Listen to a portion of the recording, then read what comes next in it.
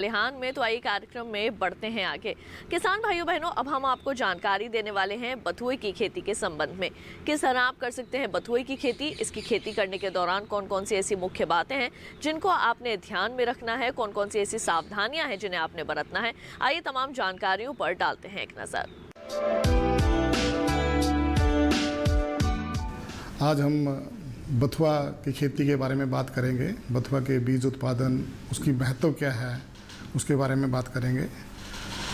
मैं सबसे पहले आपको ये बताऊंगा कि बथुआ का जो फसल है ये हम सभी जानते हैं। इसको हम साग के रूप में खाते हैं और गेहूं के जो खेत होते हैं उसमें कई बार ये खरपतवार के रूप में भी पाया जाता है। इसकी पूरे जो संसार में दो मुख्य प्रजातियां हैं इसकी। एक जिसके काले दाने होते हैं जिसको हम चिनोपोडियम एल्बम कहते हैं, और दूसरा इसके प्रजाति है एक चिनोपोडियम किनोवा जो कि साउथ अमेरिका की तरफ पाई जाती है।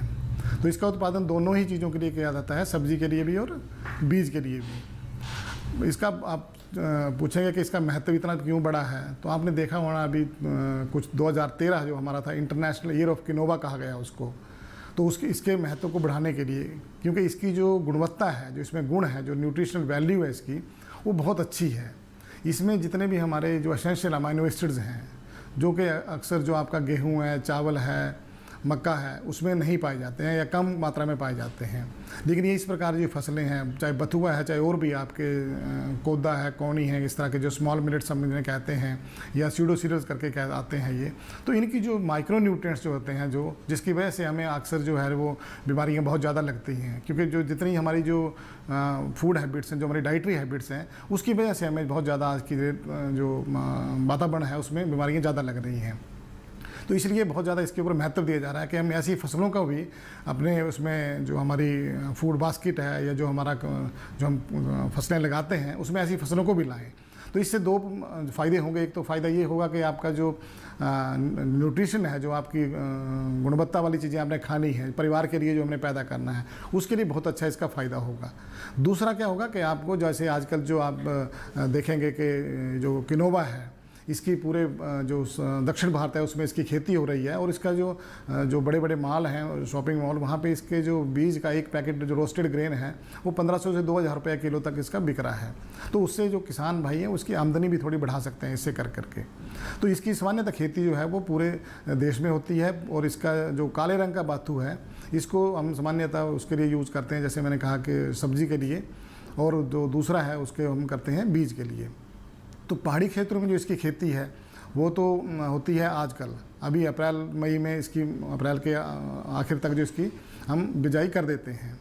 वहाँ पे ये सामान्यतः किसके लिए होता है, बीज के लिए यूज़ होता है। वहाँ पे इसका प्रयोग जो है लोग चावल के साथ मिलाकर भी खाते हैं या इसको वैसे भी उबाल करके इसका खाया जाता है, इसका सेवन किया जाता है।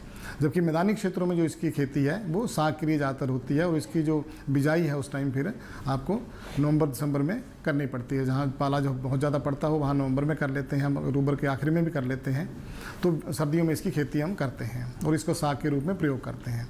इसके जो खेती करने का तरीका है वो जो फसल का होता है, इसमें हम अच्छी निराई गुड़ाई की व्यवस्था करते हैं। लेकिन इसमें एक जो बहुत बड़ी गंभीर वो है समस्या, वो है कि पानी इसको नहीं लगना चाहिए। जो जितना भी बथुआ है, चाहे वो बथुआ सफ़ेद रंग का है चाहे काले रंग का है, जब इसका पानी को बहुत ये मानता नहीं है, तो जो आपकी जो लैंड उस तरह की किसान भाइयों खेती जो मार्जिनल लैंड हमें कहते हैं ना, जो जहाँ कम उपजाऊ है या जहाँ पे पानी की बहुत ज़्यादा ज़रूरत नहीं होती है, जैसे आजकल हम क्लाइमेट चेंज की बात कर रहे हैं, बारिशें कम हो रही हैं, तो ऐसी भूमि जहाँ पर ऐसी भूमि उपलब्ध है किसानों के पास, वहाँ इस तरह के जो बीजों का उत्पादन बड़ी आसानी से किया जाता है। और जहाँ भी ये सावधानी रखें, जब भी इसकी खेती करें, जहाँ बहुत हाई रेनफॉल, जहाँ बारिश ज़्यादा होती है, वहाँ इसको ना उगाएं उसमें, या इसका जो खेती करने का तरीका है, जो टाइम समय है, उसको आगे पीछे कर लें। तो ये मेरी एक सुझाव रहेगा। बाकी जो इसका बीज है जो बिजाई करने के लिए, वो 1 एकड़ में इसका लगभग 2 से 3 किलो बीज इसका प्रयोग होता है। और लगाने के समय आप प्रॉपर इसकी जो बेड्स हैं वो बना सकते हैं। इसको आप समतल भूमि पर लगा सकते हैं, इसके लिए आप रिज भी बना सकते हैं जो आप उसके ऊपर लगा सकते हैं। तो सामान्यतः जो इसका जो प्लांट टू प्लांट डिस्टेंस है, पौधे से पौधे का, जो 10 से 15 सेंटीमीटर रखते हैं, और जो लाइन से लाइन डिस्टेंस है वो 40 सेंटीमीटर के लगभग में इसमें रखते हैं। बाकी इसमें जो निराई गुड़ाई करनी है, जो खरपतवार, वो सारे जब किसान करते हैं वो इसमें करना है। सिर्फ इसका जब बीज बनने को आता है, जहाँ पर बीज के लिए हम उत्पादन करते हैं, वहाँ ये ध्यान रखना है कि इसको बीज के समय पानी नहीं लगे। खासकर जब हम सफ़ेद बीज वाले बथुए की बात करते हैं तो उससे क्या होता है कि एक तो इसका वो बीज ख़राब हो जाता है, बीज की जो गुणवत्ता है वो ख़राब हो जाती है। बीज थोड़ा सा इसका कई बार काला पड़ जाता है। अगर जब इसका बीज बन रहा होता है, अगर उस टाइम इसमें बारिश हो जाती है और अगर 2-3 दिन बारिश रहती है तो बीज इसका थोड़ा सा उसका हल्का सा वो भूरे रंग का हो जाता है। वो तो उसमें कई बार फिर मार्केट में उसकी किसान भाइयों को थोड़ा बेचने में दिक्कत आ सकती है, जो इसके लिए ग्रो करते हैं। और जो हमारा हिमालयन रीजन की बात करें, पहाड़ों की, तो जो आपका जो कोल्ड एरिड रीजन है, जो हमारा लाहौल स्पीति, लद्दाख और ये लेह का एरिया जो है, वहाँ पे इसकी बहुत अच्छी संभावनाएं हैं इसको, क्योंकि उसमें फ़ायदा क्या है, या जो आपका राजस्थान का एरिया भी है जहाँ बारिश कम होती है, तो जो पहाड़ी क्षेत्र हैं, जो कोल्ड एरिड रीजन है, जो रेन शेडो एरिया भी हम उनको बोलते हैं, वहाँ पे बारिश बहुत ही कम होती है। तो वहाँ इसकी एक तो क्रॉप ड्यूरेशन जो है, जो इसकी वो लंबी हो जाती है। दूसरा जो बीज का जो साइज़ है वो इसका बड़ा हो जाता है, थोड़ा सीड साइज़। ये हमने देखा भी, हमारे जब हमने इसको दक्षिणी भारत में जब इसकी हमने खेती शुरू करी, काफ़ी वहाँ पे किसान हैं, बहुत बड़ी मात्रा में लगा रहे हैं। अभी बुंदेलखंड की तरफ भी इसकी खेती शुरू हुई है। वहाँ पे थोड़ा सा गर्म होने की वजह से इसकी जो क्रॉप ड्यूरेशन है वो छोटी हो जाती है, तो उसमें बीज जो है थोड़ा छोटा बन रहा है।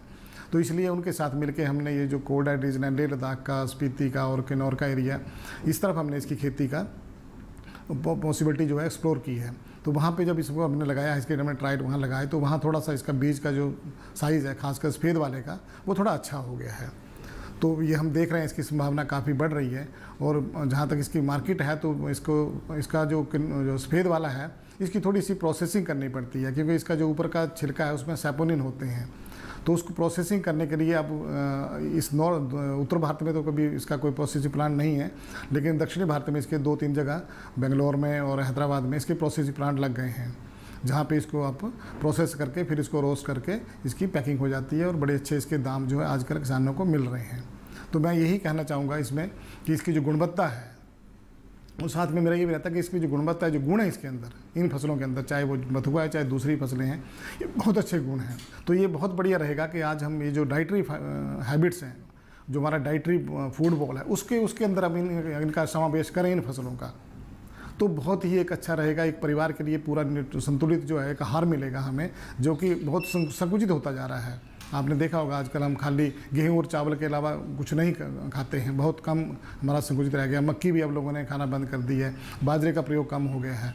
तो यही जो इससे जो हमारी जो शरीर के जो डिसऑर्डर हैं, जो बॉडी की डिजीज़ जो कहते हैं, डिसऑर्डर कहते हैं, विकार हैं शरीर के, चाहे वो ब्लड प्रेशर है, चाहे वो हार्ट से रिलेटेड है, चाहे वो शुगर से रिलेटेड है, लीवर से रिलेटेड है, किडनी से रिलेटेड, बहुत सारी ऐसे जो डिसऑर्डर्स हैं, तो वो बढ़ रहे हैं इससे। और उसका मेन कारण जो है वो यही है कि हमारे जो खान पान में बदलाव आया है, हमने बहुत सारी ऐसी चीज़ों को छोड़ा है, जो है बहुत सारी फसलें ऐसी जो हमारे पुराने लोग खाते थे, पुराने लोग बीजते थे, वो हमने कहीं ना कहीं छोड़ी हैं। तो मैं यही एक गुजारिश करूँगा सभी से कि ऐसी फसलों को इसका समावेश किया जाए, ताकि हमारा डाइवर्सिफिकेशन जो है, क्रॉप डाइवर्सिफिकेशन जो है वो होता रहे। और उससे क्या होगा कि हमारा एक संतुलित आहार हमें मिलेगा। और साथ साथ इन फसलों की जिनकी अब बहुत अच्छी मांग है, जो हमारी शहरों में भी मांग बढ़ी है, पहले हम कहते थे कि गाँव में ही मांग है, अब शहरों में भी इन फसलों की बहुत बड़ी मांग बढ़ी है। मैं ये किनोवा की बात कर रहा हूँ, जो बथुआ हमारा सफ़ेद वाला, इसकी सारी मांग शहरों में ही है। ये इसकी मांग तब बड़ी, देखिए आप, मैं बताऊँ, ये साउथ अमेरिका जो है, अब जो इंडियन रीजन का जिसमें बोलिविया, पेरू, ये कंट्री आते हैं, वहाँ होता था ये, उनका ये स्टेपल फूड है, वो इसको खाते थे। तो फिर ये वहाँ से गया यूरोप में, यूरोप और अमेरिका वगैरह में, जब उन्होंने देखा कि इसकी न्यूट्रिएंट वैल्यू बहुत ज़्यादा है। देखिए ना, एक फसल के लिए इंटरनेशनल ईयर ऑफ, जो यूनाइटेड नेशन ने किया इसको डिक्लेयर 2013 को, इंटरनेशनल ईयर ऑफ किनोवा कहा गया। तो इसकी गुणवत्ता इतनी ज़्यादा थी, इसमें इतने गुण थे, तो इसको प्रमोट करने के लिए ये कहा गया। तो जब वहाँ गया तो अब इसकी बहुत ज़्यादा डिमांड जो है, आपके यूरोप में बहुत ज़्यादा डिमांड है, जर्मनी में बहुत अच्छी डिमांड है, कनाडा में, वहाँ बहुत मात्रा में जो है ये सफ़ेद वाला जो है ग्रो हो रहा है। और हमारे देश में भी अभी मैं जैसे कि कह चुका हूँ, दक्षिणी भारत में इसको लगा रहे हैं, उत्तर भारत में भी इसको कर रहे हैं। और मुझे उम्मीद है कि ये आने वाले 4-5 साल में इसकी खेती हम काफ़ी हद तक बढ़ा पाएंगे। इसके ऊपर हमारे कुछ परियोजना भी चल रही हैं, जहाँ बीज उत्पादन इसका कैसे किया जाए, उसको स्टैंडर्ड हम डेवलप कर रहे हैं बीज उत्पादन के, ताकि ज़्यादा से ज़्यादा किसानों को इसका बीज उपलब्ध किया जा सके, इसकी खेती के बारे में और ज़्यादा से ज़्यादा जानकारी हासिल की जा सके।